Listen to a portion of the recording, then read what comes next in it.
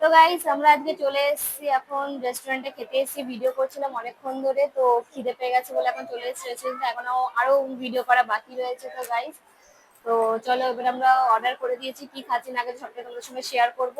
তো এখন আমার সাথে আছে আমার এই বোন আছে, এই যে আমার মেয়ে আছে, আর এখানে আমার ছেলে আছে। হিতেশ, ভালো করে ভিডিও করবে তো? ভালো করে ভিডিও বানাবে তো?